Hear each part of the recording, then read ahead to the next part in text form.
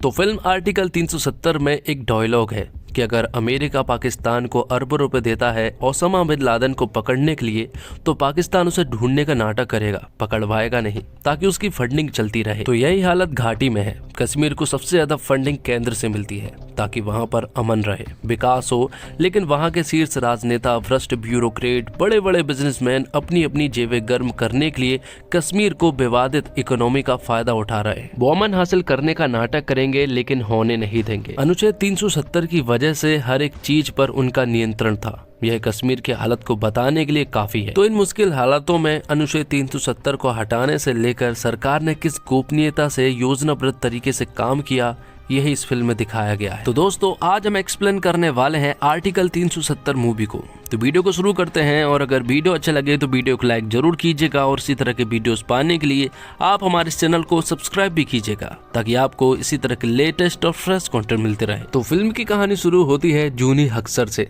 जो कि कश्मीर में आईडी की एक ऑफिसर है, और उसे हाल ही में बुरहान वानी की गर्लफ्रेंड के बारे में पता चला है। और बुरहान वानी की गर्लफ्रेंड के द्वारा जूनी हक्सर को पता चल जाता है कि बुरहान वानी कहाँ पर ठहरा हुआ है। जूनी के पास कंफर्म इंटेल थी, और जब वो अपने बड़े अधिकारी खावर अली से बुरहान वानी को पकड़ने के लिए परमिशन लेती है, तो वो उससे साफ मना कर देते हैं कि वो ऐसा कोई भी कदम ना उठाए। जूनी उन्हें बताती है कि उनके पास ये बहुत ही अच्छा मौका है बुरहान को पकड़ने का, लेकिन वो साफ मना कर देते हैं। लेकिन जूनी ये मौका खोना नहीं चाहती थी, इसलिए वो अपने एक दोस्त यश चौहान के पास जाती है, जो कि सीआरपीएफ का एक सोल्जर है। वो उसके पास जाती है और उसे बुरहान वानी के अड्डे के बारे में बताती है, और रात होते ही वो लोग अपनी पूरी की पूरी टीम के साथ उस जगह पर पहुंच जाते हैं, जहां पर कि उन्हें पूरा आइडिया है कि यहाँ पर महिलाएं और बच्चे भी हो सकते हैं। और फिर थोड़ी देर के बाद बुरहान वानी अपने लोगों के साथ जूनी की टीम पर हमला कर देता है और गोलियां बरसाना शुरू कर देता है। लेकिन आखिर में जूनी ने यहाँ पर बुरहान वानी को मार डाला था। जूनी ने ये बहुत ही अच्छा काम किया था, जिसके बारे में वो अपने ऑफिसर खावर अली को भी इसके बारे में बताती है। लेकिन खावर अली जूनी से कहते हैं कि उसने ये बहुत ही गलत किया। बुरहान वानी कश्मीर का एक आतंकी संगठन हिजबुल मुजाहिदीन का कमांडर था, और कश्मीर के लोग तो उसे फ्रीडम फाइटर समझते थे, जिस वजह से उनके दिल में आक्रोश था। तो उन्होंने एक प्लान रचा, और इस प्लान की शुरुआत याकूब शेख ने की थी। वो बुरहान वानी की जान को इस तरह से जाया नहीं कर सकते थे, इसलिए उसने अपने लोगों को सड़कों पर लेकर आके और लोगों ने पथराव शुरू किए, आग लगाना शुरू कर दिया, और फिर एक नए बुरहान वानी का जन्म हुआ, जो कि उसका बड़ा भाई था, जिसका नाम खालिद मुजफ्फर वानी था। और उसने धीरे धीरे कर कश्मीर के दिल और दिमाग पर कब्जा करना शुरू कर दिया। और याकूब शेख को भी बहुत ही अच्छे से मालूम था कि मुजफ्फर वानी की जगह अगर कोई ले सकता है तो वो खालिद ही है। तो इस तरह से कश्मीर के लोगों का ब्रेन वॉश हुआ, और वो खालिद की अब सारी बातें मानने लगे थे। भाई जूनी ने आईडी के ऑफिसरों के बिना परमिशन के बुरहान वानी को मार दिया था, जिस वजह से उसका ट्रांसफर दिल्ली में कर दिया जाता है। ये देखकर जूनी को बड़ा बुरा लगा था, क्योंकि उसके सपोर्ट में कोई भी नहीं था। जिसके बाद राजेश्वरी स्वामीनाथन को दिखाया जाता है, जो कि पीएमओ सचिव है, और उसे कश्मीर की हालत के बारे में बहुत ही अच्छे से मालूम है कि बुरहान वानी के जाने के बाद वहाँ की हालत किस तरह से बिगड़ी है। हाल फिलहाल में सरकार सिर्फ ये चाहती है कि कश्मीर में शांति रहे और वहाँ पर सब कुछ कंट्रोल रहे, इसलिए कश्मीर के मुख्यमंत्री और पूर्व मुख्यमंत्री को बुलाया जाता है। तो तब की मुख्यमंत्री का नाम परवीना अंद्रावी है, और वहीं पूर्व मुख्यमंत्री का नाम सलाउद्दीन जलाल है। तो प्रधानमंत्री जी इन दोनों से ही बैठक करते हैं, और उनसे पूछते हैं कि आखिर कश्मीर में किस तरह से शांति लाई जाए, और कश्मीर की शांति को लेकर ठोस कदम भी उठाने को कहते हैं। जिसके बाद जलाल जो है वो जूनी से मिलता है, और जलाल जूनी को जानता है। वो कहता है कि तुम्हारे पिता बैंक में काम किया करते थे, और फ्रॉड के कारण उन्होंने सुसाइड कर ली थी। और ये सुनकर जूनी को बहुत ही ज्यादा बुरा लगा था। अब आगे हम देखते हैं कि राजेश्वरी जूनी से मिलने के लिए जाती है। राजेश्वरी कहती है कि अगर मैंने तुम्हें फिर से कश्मीर भेज दिया तो तुम क्या करोगी, जिस पर कि जूनी कहती है कि वहाँ पर कुछ भी नहीं सुधरने वाला है, क्योंकि आर्टिकल 370 के तहत हम एक ऐसे राज्य में रहते हैं जैसे मानो कि हम किसी और देश में रहते हैं। पर राजेश्वरी कश्मीर की हालत से वाकिफ है, और उसे जूनी की काबिलियत का भी पूरा अंदाजा है। ऐसे में वो जूनी को अपनी स्पेशल टीम गठित कर कश्मीर में एनआईए के तहत स्पेशल ऑपरेशन के लिए नियुक्त करती है, जिसमें उसे आईडी से कोई भी लेना देना नहीं होगा। वो डायरेक्ट राजेश्वरी को रिपोर्ट करेगी। तो जूनी यहाँ पर अपने दो दोस्तों की मदद से कश्मीर में भ्रष्ट नेता और अलगाववादियों का सामना कर घाटी में यमन कायम करने की मुहिम को जारी रखती है। अब क्योंकि जूनी एकदम फ्री हैंड है, इसलिए अब वो कुछ भी कर सकती है। सबसे पहले जूनी को पता करना था कि कश्मीर के पास फंडिंग कहाँ से आती है, और वो फंडिंग का वो पता भी कर लेती है। वो फंडिंग आती है उनके मेन सोर्स अब्दाली से। दरअसल अब्दाली जो है वो ISI के लिए काम करता है, लेकिन जूनी को ये समझ नहीं आ रहा था कि आखिर कैश आता कैसे है। तो उसे मालूम चलता है कि पाकिस्तान से जो अखरोट आता है उसी को बेचकर वो अपनी फंडिंग जारी रखते हैं। तब उन्हें उस अड्डे के बारे में भी मालूम चल गया था। तब यहाँ पर जूनी जो है वो उस जगह पर पहुंच जाती है और वहाँ का सारा सामान जो है वो जब्त कर लेती है। वहाँ पर बहुत सारा पैसा भी था। तो जूनी को बहुत ही अच्छे से मालूम है कि इन सब के बारे में खावर अली को बहुत ही अच्छे से मालूम है, इसलिए वो खावर अली के पास जाती है और उससे अब्दाली के बारे में पूछती है। लेकिन खावर अली उसे कुछ भी नहीं बता रहा था। लेकिन आखिरकार जूनी के सामने खावर अली को बताना ही पड़ता है अब्दाली के बारे में। और अब्दाली के बारे में जैसे ही जूनी को मालूम पड़ता है तो वो तुरंत ही अपनी पूरी टीम के साथ अब्दाली के अड्डे पर पहुंच जाती है और उसे अरेस्ट कर लेती है। अब्दाली उनसे कहता है कि अगर तुम 25 मिनट के अंदर यहाँ से नहीं निकले तो फिर मुझे यहाँ से कोई भी नहीं ले जा सकता है। और देखते ही देखते यहाँ पर भीड़ जमा हो जाती है और जूनी की पूरी टीम के ऊपर अटैक हो जाता है। सभी लोग उस गाड़ी के ऊपर चढ़ चुके थे और अब वो अब्दाली को यहाँ से नहीं ले जा सकते थे। जिसके बाद चौहान के दिमाग में एक आइडिया आता है और वो यहाँ पर अब्दाली को गाड़ी के सामने बांध देता है, जिसके कारण सभी पत्थरबाजों को दूर हटना ही पड़ता है। और इस तरह से वो लोग अब्दाली को अपने साथ ले जा लेते हैं। तो अब यहाँ पर परवीना और मिस्टर जलाल को ऐसा लग रहा था कि शायद उनके कंट्रोल में अब कुछ भी नहीं बचा है, इसलिए वो लोग आज ही सरकार बनाने का डिसाइड करते हैं ताकि सब कुछ उनके कंट्रोल में हो जाए। उन्होंने सारे मिनिस्टर को बांट लिए थे और वो डिसाइड करते हैं कि वो आज के आज ही सरकार बनाएंगे। लेकिन इससे पहले कि वो लोग सरकार बना पाते, यहाँ पर राष्ट्रपति शासन लग जाता है और राष्ट्रपति शासन के तहत कोई भी राज्य सरकार जो है वो सरकार नहीं बना सकती है, जिस वजह से मिस्टर जलाल और परवीना मैडम को रुकना पड़ता है। अब कश्मीर के जेल में अब्दाली ठीक से नहीं रह रहा था, जिस वजह से राजेश्वरी कहती है जूनी से कि उसे दिल्ली लेकर आ जाओ। और यहाँ पर जूनी के सामने राजेश्वरी बताती है कि वो लोग कुछ बड़ा करने वाले हैं। राजेश्वरी ने जब जूनी से बात की तो जूनी को ये बात तो समझ में आ गई थी कि भारत सरकार जो है वो कुछ बड़ा करने वाली है। और लेकिन ये सारी खबर जो है वो लीक भी हो चुकी थी, जिस वजह से कश्मीर के जो आतंकी है वो चुपचाप नहीं बैठने वाले थे। इसलिए वो लोग भी प्लान बनाते हैं और लोगों को भड़काना शुरू करते हैं। और फिर 14 फरवरी 2019 को पुलवामा में एक बहुत ही बड़ा अटैक होता है। वो अटैक था CRPF के जवानों पर और उस अटैक में पुलवामा में 40 जवान शहीद हो जाते हैं। और इस दिन को देश आज भी ब्लैक डे के रूप में मनाता है। और जो 40 जवान शहीद हुए हैं उन CRPF के जवानों में यहाँ पर जूनी का दोस्त यश चौहान भी शामिल था। लेकिन पुलवामा अटैक के बाद एयरफोर्स के द्वारा ये बदला तो ले लिया गया था, लेकिन जिन लोगों ने ये किया है उसका बदला भी लेना बाकी था। तो राजेश्वरी यहाँ पर जूनी को बताती है कि उन्हें पुलवामा की एक सॉलिड लीड मिली है और उन्हें याकूब शेख के बारे में पता चल गया है। ये पता लगने के बाद जूनी तुरंत ही अपनी टीम के साथ याकूब शेख को पकड़ने के लिए निकल पड़ती है और उसे अपनी हिरासत में ले लेती है। याकूब शेख कहता है कि NIA जब बना भी नहीं था तब से कोई भी मुझे पकड़ नहीं पाया है, लेकिन आज जूनी ने उसे पकड़ लिया है और वो उसे खिड़की से नीचे टांग देती है और सब कुछ उगलवा लेती है कि वो लड़का कौन था जो कि CRPF के जवानों से अपनी रेड वैन को लेकर टकरा गया था।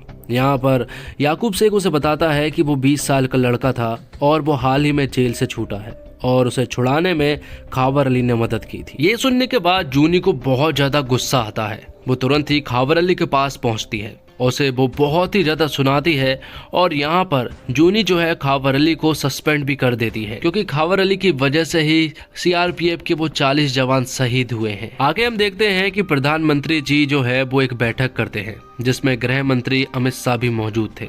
यहाँ पर प्रधानमंत्री कहते हैं कि क्या हमें 370 हटा देनी चाहिए। इस मीटिंग में सॉलिड चर्चा होती है और आखिर में ये परिणाम निकलता है कि प्रधानमंत्री जी कहते हैं कि हम आर्टिकल 370 को हटाएंगे, लेकिन इसकी स्टडी करना भी बाकी था और उस स्टडी की पूरी जवाबदारी राजेश्वरी के ऊपर थी। तो सबसे बड़ी प्रॉब्लम ये है कि जम्मू कश्मीर के 370 आर्टिकल को कॉन्स्टिट्यूशन असेंबली के द्वारा ही हटाया जा सकता है, लेकिन अब वो असेंबली एग्जिस्ट ही नहीं करती है और केंद्र सरकार के पास ऐसी कोई पावर नहीं है कि वो 370 को हटा सके। लेकिन बाद में राजेश्वरी को मालूम चलता है कि आर्टिकल 370 के कुछ डी सब क्लोज को छुपाया गया है। जिस वजह से राजेश्वरी जूनी को कश्मीर में भेजती है और उन सब क्लॉज के बारे में पता करने को कहती है।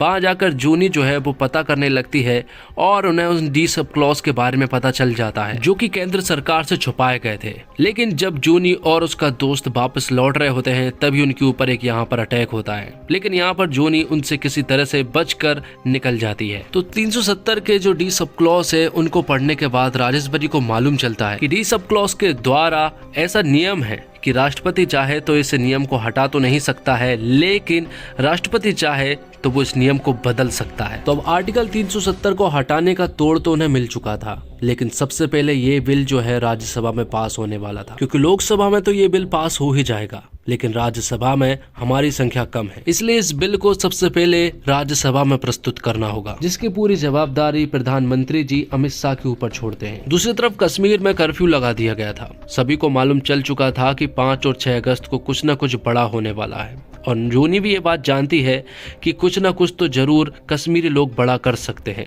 इसलिए उन्होंने हर एक प्रॉब्लम को प्रेडिक्ट कर लिया था कि क्या बड़ी प्रॉब्लम हो सकती है। तो कश्मीर में कर्फ्यू तो लगा दिया गया था, साथ ही इंटरनेट और कॉल की सारी सुविधाएं भी बंद कर दी गई थी ताकि 5 और 6 अगस्त को कोई भी बड़ी प्रॉब्लम ना हो। और यहाँ पर कश्मीर के लोग और मीडिया और पाकिस्तान को ऐसा लग रहा था कि कुछ न कुछ बड़ा तो होने वाला है, लेकिन उन्हें 370 के बारे में नहीं मालूम था। सबको ऐसा लग रहा था कि याकूब शेख को 5 तारीख को फांसी दी जाने वाली है। पाकिस्तान को ऐसा लग रहा था कि शायद हम उन पर अटैक करने वाले हैं। तो ऐसे 15 र्यूमर्स फैल जाते हैं जिनमें सभी को ऐसा लग रहा था कि कुछ न कुछ बड़ा तो होने वाला है, लेकिन किसी को भी कंफर्म खबर नहीं थी और ना ही ऑपोजिशन वालों को मालूम है कि 5 अगस्त को क्या होने वाला है। ये सब कुछ केंद्र सरकार की चाल थी कि वो लोग राज्यसभा में एकदम से ये बिल पेश करेंगे। दूसरी तरफ जूनी को भी ये बात मालूम चल चुकी थी कि खालिद मुजफ्फर वानी जो है वो मिस्टर जलाल को मारने वाले हैं, ताकि वो इस सारा इल्जाम जो है वो केंद्र सरकार पर डाल सके और फिर से वो पत्थरबाजी शुरू कर सके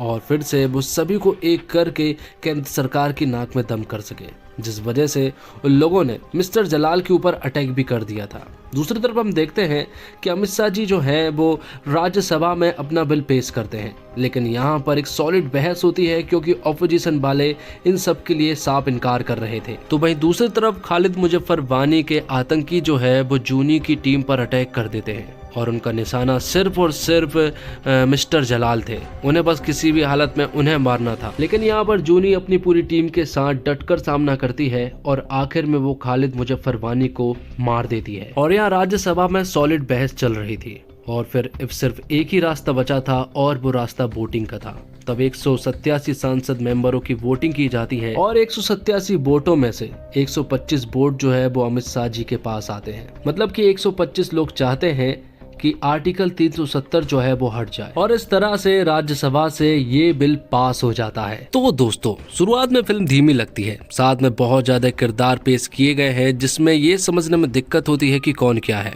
लेकिन ये परेशानी दूर होते ही दर्शक फिल्म से जुड़ जाते हैं। फिल्म में कई किरदारों को लुक से आप पहचान सकते हैं कि ये कौन से नेता और कौन से किरदार है। और निर्देशक आदित्य जाम्बले की इस बात की तारीफ की जा सकती है कि उन्होंने आर्टिकल 370 को प्रोपोगेंडा मूवी बनाने से बचाए रखा। उन्होंने कोशिश की है कि फिल्म तथ्यों के करीब हो और जानकारी जस की तस पेश की जाए, और साथ ही 2 ट्रैक पर चलती कहानी का संतुलन उन्होंने अच्छे से बनाए रखा है। राज्यसभा वाला दृश्य उन्होंने अच्छे से फिल्माया है। एक्शन सीन लंबे हैं जिससे फिल्म की लंबाई थोड़ी सी बढ़ गई है। मीडिया वाले सीन कहानी में विशेष प्रभाव नहीं जोड़ते हैं। इंटरवल उन्होंने ऐसे सीन पर किया है जो दर्शकों पर गहरा असर छोड़ता है। और यामी गौतम लगातार अलग अलग किरदारों में अपनी एक्टिंग के जरिए प्रभावित कर रही है। आर्टिकल 370 में भी उन्होंने अपने किरदार को बेहतरीन तरीके से अदा किया है। उन्होंने एक्शन सीक्वेंस भी भरपूर किए हैं और प्रिया मणि ने गरिमापूर्ण तरीके से अपने किरदार का निर्वाह किया है। और होम मिनिस्टर के रूप में किरण कर्माकर जमे हैं, जबकि प्राइम मिनिस्टर के रूप में अरुण गोविल नजर आए हैं। आर्टिकल 370 के इतिहास के बारे में फिल्म कम जानकारी देती है, लेकिन इसे कैसे हटाया गया इस पर फोकस ज्यादा करती है। और इस फिल्म में इस बात पर प्रकाश डाला गया है कि केंद्र सरकार ने अनुच्छेद 370 हटाने से पहले कैसे जम्मू कश्मीर संविधान की जांच की, उन खामियों की पहचान की जिससे अनुच्छेद 370 को निरस्त करने में मदद मिली। एक पुराने सरकारी पुस्तकालय से प्राप्त 1954, 1958 और 1965 के दस्तावेजों से महत्वपूर्ण चूक पता चला, जिससे जम्मू कश्मीर से अनुच्छेद 370 को काफ़ी पहले हटाया जा सकता था। इस फिल्म की कहानी आदित्य धर ने मोनल ठाकुर के साथ मिलकर लिखी है। फिल्म के निर्देशक आदित्य सुहास जाम्बले ने फिल्म की कहानी के जरिए देशभक्ति की उत्तम भावनाओं को पर्दे पर पूरी तरह से पेश करने में सफल रहे हैं। तो भाई यामी गौतम का काम इस फिल्म में इतना दमदार है कि आर्टिकल 370 को उनकी करियर की बेस्ट परफॉर्मेंस कहा जा सकता है। क्लोज एप्स में उनकी आंखें, चेहरे के एक्सप्रेशन और आवाज बेहतरीन असर करते हैं और राजेश्वरी के रोल में प्रिया मणि भी बहुत दमदार लगती है। और इसी के साथ ये एक्सप्लेनेशन यहीं पर खत्म होता है। तो दोस्तों उम्मीद करता हूँ आपको वीडियो पसंद आई होगी। वीडियो पसंद आई हो तो वीडियो को लाइक जरूर कीजिएगा और इसी तरह की वीडियोस पाने के लिए आप हमारे चैनल को सब्सक्राइब भी कीजिएगा, ताकि आपको इसी तरह के लेटेस्ट और फ्रेश कंटेंट मिलते रहे। मिलते हैं एक और कमाल की वीडियो के साथ, तब तक के लिए आप हमारे चैनल के साथ बने रहिए। धन्यवाद। जय हिंद, जय भारत, जय श्री राम।